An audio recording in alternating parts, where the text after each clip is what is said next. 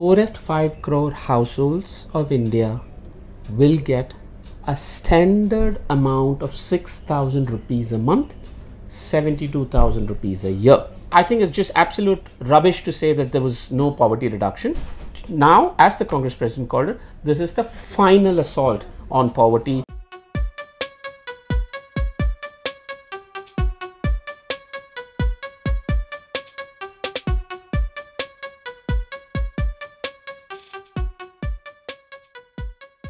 We're joined today by Mr. Praveen Chakravarti, who has been instrumental in bringing out NYAY, which Rahul Gandhi with great aplomb announced to the nation. I want to ask you, Praveen, first and foremost, what is it that the scheme intends to do?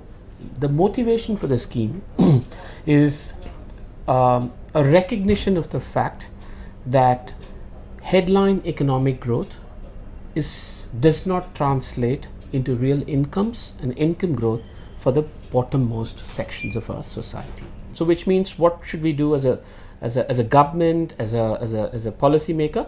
We must then have a direct support and assistance and a support guarantee scheme for those people that are left behind, and that really is the motivation for the scheme. How are you going to identify those people? It's actually not that hard to identify who are the 5 crore poorest families in India. But India does not have an income survey, so to speak. So what survey are you actually going to rely on? This perhaps would not have been possible 10 years ago. But today we have a variety of data sets and information that's available today. That includes socioeconomic caste census, IHDS data, some income data sets, some inequality data sets, some consumer pyramid consumption data sets, all of those. Second, we must also recognize that there are advances in data science and data analytics and technologies, which we can now use to triangulate to identify the poorest.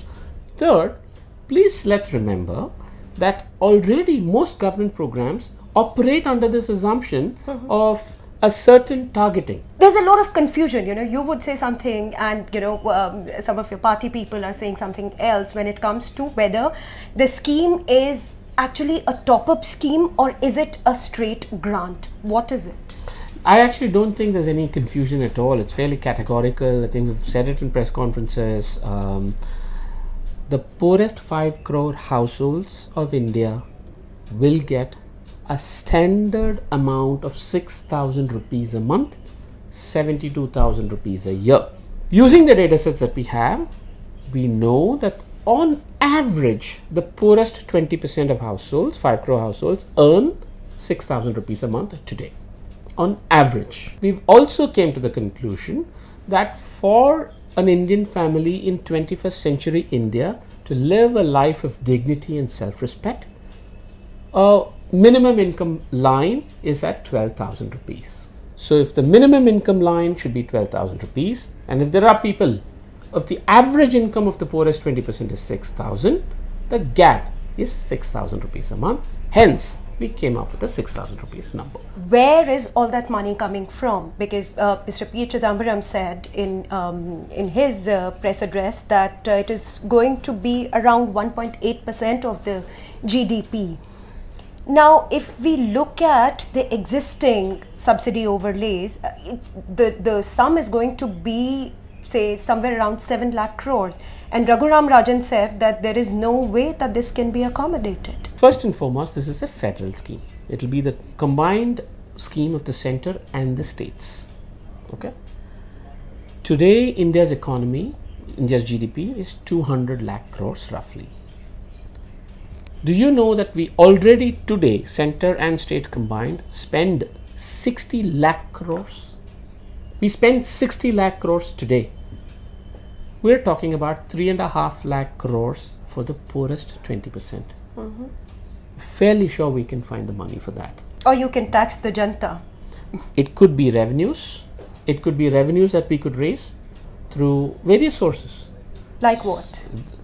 In our view, a simple simplification of GST alone will actually lead to increased tax revenues, what economists call tax buoyancy. Second, there could be a revenue opportunity such as monetization of some assets, of government assets.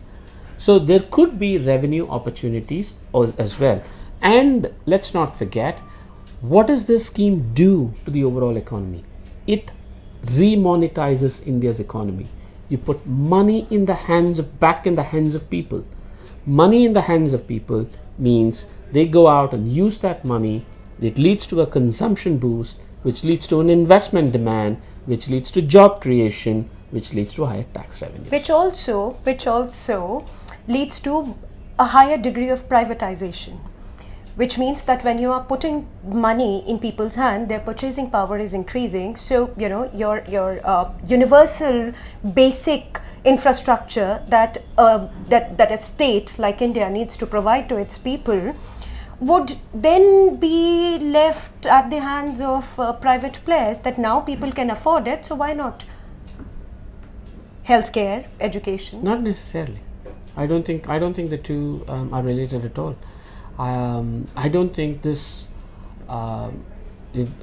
this gets the government out of building hospitals or providing education. None of that, in fact. If anything, I'm saying this is the way to restart the economy.